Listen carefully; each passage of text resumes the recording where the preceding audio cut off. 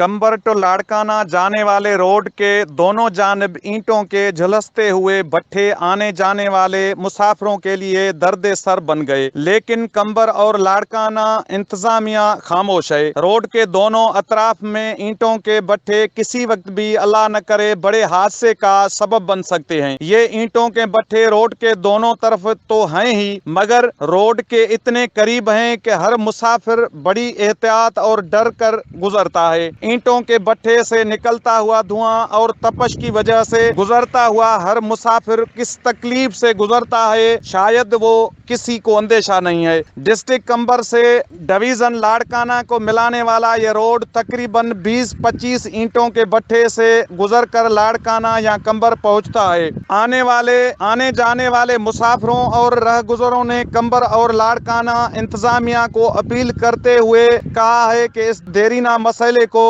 हल किया जाए। फतेह मोहम्मद चांडियो, पाकेशा न्यूज, कंबर।